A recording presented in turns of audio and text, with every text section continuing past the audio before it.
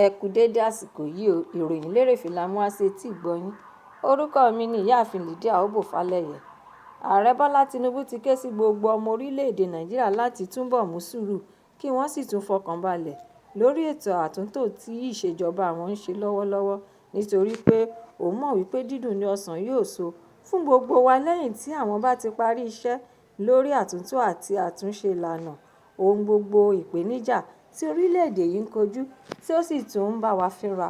Ó tún wá tẹ̀síwájú nínú ọ̀rọ̀ rẹ̀ pé bí ó tilẹ̀ jẹ́ wípé ìrìn àjò ètò àtúntò àti àtúnṣe náà kò rọrùn rárá tí a kò sì tíì dé ibi tí à ń lọ, ṣùgbọ́n ó dá òun lójú pé ibi tí a bá dé yìí ti fi àmì hàn pé ọsàn wa ní orílẹ̀-èdè yìí ti ń so èso rere, kìkì pé kí oníkálukú wa túbọ̀ jẹ́ kí ìgbàgbọ́ àti ìpamọ́ra wa kó lè daindain, kí a má sì ṣe jẹ́ kí ó mẹ́hẹ rárá. Ó tún wá ṣàlàyé síwájú pé àwọn kò fẹ́ ṣe àtúntò lérèfé bí kò ṣe pé kí àwọn lọ bẹ̀rẹ̀ àtúnṣe náà láti ìpìlẹ̀ pẹ̀pẹ̀ kí àwọn sì rí i pé àwọn kojú rẹ̀ lẹ́ẹ̀kan ṣoṣo. Nítorí nígbà tí àwọn bá fi parí gbogbo àtúntò àti ètò àtúnṣe náà, gbogbo ọmọ orílẹ̀-èdè yìí ni yóò bẹ̀rẹ̀ sí ní jẹ ìgbádùn ọrọ̀ ajé, ètò ààbò tó péye àti bẹ́ẹ̀ bẹ́ẹ̀ lọ. Ààrẹ tún wá fi dá wa lójú wípé láìpẹ́ láì jìnnà ìpèníjà ìṣòro ohun wàhálà tí ó ń bá wa fínra náà yóò wá sópin nítorí pé òun mọ̀ bí gbogbo rẹ̀ ṣe ń rí lára ẹnìkọ̀ọ̀kan wa àti pé ọ̀nà ẹ̀bùrú kan kò sí lọ́rùn pẹ́. Nítorí ìdí èyí ni àwọn ṣe ń tọ ọ̀nà tí ó tọ́ láti fi kojú àwọn ìṣòro náà.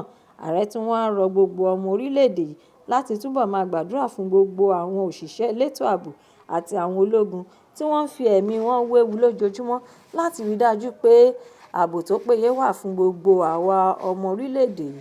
Ó tún wá rọ gbogbo àwọn mùsùlùmí lápapọ̀ láti lo àkókò ọdún sálà yìí láti fi gbàdúrà fún gbogbo àwọn adarí olórí tí ó wà ní ìpele kọ̀ọ̀kan nínú ìṣèjọba lórílẹ̀-èdè yìí pé kí Allah kó dì wọ́n mú kí ó sì tún máa tọ́ wọn sọ́nà àti kí ó bùkún gbogbo wa lápapọ̀ nítorí ọdún Eid-el-Kabir yìí rán ẹnìkọ̀ọ̀kan wa létí àwọn ojúṣe tí ó yẹ kí a ṣe èyí tí ó tayọ ju gbígba gbọ́ nìkan. Ní Ọjọ́bọ̀ ni ààrẹ ń sọ gbogbo ọ̀rọ̀ ìdánilójú náà láti fi sàmì ayẹyẹ ọdún iléyá. Ẹ̀kúnrẹ́rẹ́ ìròyìn náà wà nínú ìwé ìròyìn Punch. Bí àwọn ènìyàn ti ń lọ sọ́dọ̀ ẹbí ará ọ̀rẹ́ àti ojúlùmọ̀ láti lọ bá wọn ṣe àjọyọ̀ pọ̀pọ̀ ṣìnṣìn ọdún tí ó wà lóde báyìí náà ló dífá fún owó oúnjẹ àti ọkọ̀ tí wọ́n fi di gọbọi ní kíákíá àti pé owó ẹran àgbò èyí tí wọ́n máa ń pa láti fi ṣe àyájọ́ ọdún Eid-el-Kabir náà kò gbẹ́yìn tí ó gbówó lérí. Nítorí ìdí èyí náà ni ọ̀pọ̀ nínú àwọn mùsùlùmí òdodo ti wá ọ̀nà láti lo ẹran mìíràn láti fi ṣe ọdún dípò àgbò tí ó yẹ kí wọ́n pa. Àwọn akọ̀ròyìn ti iléeṣẹ́ Vanguard fọ̀rọ̀ wá àwọn mùsùlùmí òdodo kọ̀ọ̀kan lẹ́nu wò nínú ọjà Bódìjà ti ìlú Ìbàdàn ní ìpínlẹ̀ Ọ̀yọ́ tí gbogbo wọn sì ń sọ ìrírí wọn àti ìpèníjà tí oníkálukú wọn ń kojú.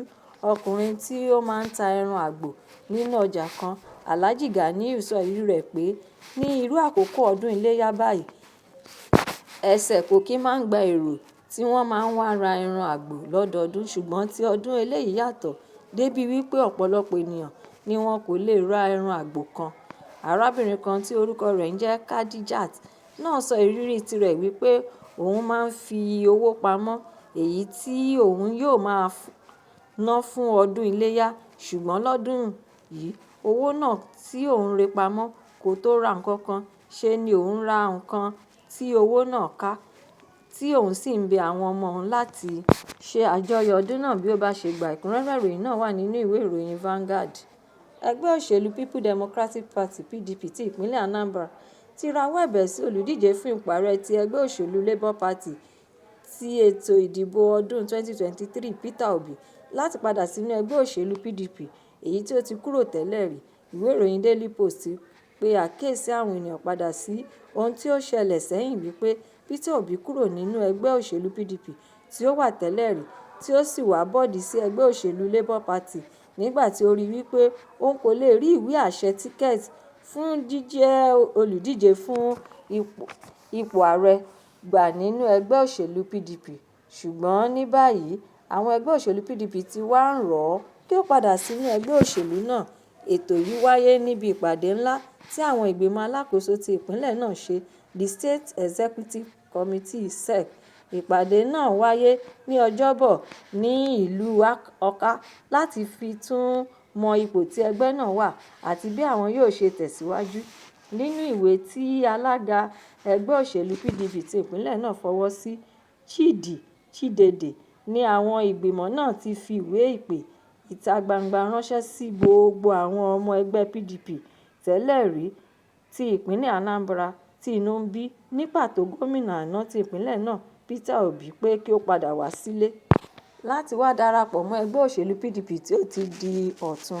Àwọn yóò sì fi ayọ̀, ohun ìdùnnú gbà wọlé àti gbogbo àwọn ẹbí ará àwọn lọ́kùnrin àti lóbìnrin kí àwọn bá lè fọwọ́sowọ́pọ̀ láti jùmọ̀ gbé orílẹ̀-èdè Nàìjíríà lọ́wọ́ sókè kí àwọn sì tún jíjọ tì síwájú. Chidede tún wá fi kún ọ̀rọ̀ rẹ̀ wípé kí gbogbo àwọn elétò ìdìbò ti ìpínlẹ̀ Anambra ṣàtìlẹ́yìn fún ọ̀gbẹ́ni Jude Ezenwafọ àti igbákejì rẹ̀ ọ̀gbẹ́ni Francis Okeke nínú ètò ìdìbò tí ó ń bọ̀ lọ́nà. Lẹ́yìn náà ló tún wá rọ àwọn elétò ìdìbò àpapọ̀ Independent National Electoral Commission (INEC) láti ṣe ètò ìdìbò tí ó dán mọ́rán, èyí tí ó tún lọ gerege, tí kò sì ní kọ̀ọ̀kan nínú, àti èyí tí ó hàn gedegbe sí gbogbo ènìyàn. Ó tún wá fa olóyè Clement Ezike sílẹ̀ láti dí àlàfo ipò tí elétò ìdìbò àpapọ̀ ti ìpínlẹ̀ Anambra. Ẹ̀kúnrẹ́rẹ́ ìròyìn náà wà nínú ìwé ìròyìn Daily Post. Ààrẹ Bọ́lá Tinubu ní Ọjọ́bọ̀ ti lọ ṣe àbẹ̀wò ìbánikẹ́dùn sí ìdílé ọ̀jọ̀gbọ́n Jubril Aminu, ẹni tí ó di olóògbé ní ọmọ ọdún 105 (85 years). Lẹ́yìn náà ni ààrẹ tún wá fi ọ̀rọ̀ ìbánikẹ́dùn rẹ̀ ránṣẹ́ sí ìjọba àti àwọn ènìyàn ìpínlẹ̀ Adamawa. Ó wá ṣàpèjúwe olóògbé náà gẹ́gẹ́ bí àgbà ọ̀jẹ̀ nínú òṣèlú tí ó sì tún jẹ́ ọ̀jọ̀gbọ́n nínú ìmọ̀ ìjìnlẹ̀ ìṣègùn òyìnbó. Níbẹ̀ ni ó ti lo gbogbo ìmọ̀ rẹ̀ láti mú àyípadà rere bá àwọn ilé ìwòsàn àti ilé ètò ìlera ní orílẹ̀-èdè yìí. Ààrẹ wá tẹ̀síwájú nínú ọ̀rọ̀ rẹ̀ pé àdánù ńlá ni ikú rẹ̀ jẹ́ fún orílẹ̀-èdè wa lápapọ̀. Ó wá gbà á ládùúrà wípé kí Ọlọ́run kó tẹ́ sí afẹ́fẹ́ rere, kí ó sì tún fún ní ìsinmi ní àjọ́nà, àti ní ìparí kí Allah dárí gbogbo ẹ̀ṣẹ̀ rẹ̀ jì. Lákòótán, Ààrẹ Tinubu sọ púpọ̀ nípa ọ̀jọ̀gbọ́n Jubril Aminu. Ẹ̀kúnrẹ́rẹ́ ìròyìn náà wà nínú ìwé ìròyìn The Nation. Ìròyìn lérèfé tòní kò ní jù báyìí lọ. Ẹ ṣé tí ẹ̀ ń tẹ́tí gbọ́ mi. Ẹ pàdé mi fún àkọ́tún ìròyìn lérèfé mìíràn lọ́la láṣẹ Èdùmàrè. Ẹ má ṣe aláìlọ́kàn sórí YouTube channel ti Ìròyìn Lérèfé, kí ẹ sì tún subscribe kí ẹ bá lè máa ní àǹfààní láti máa gbádùn rẹ̀ síwájú àti síwájú sí i. A kú ọdún àṣèyíṣàmọ́dún. Ó dàbọ̀.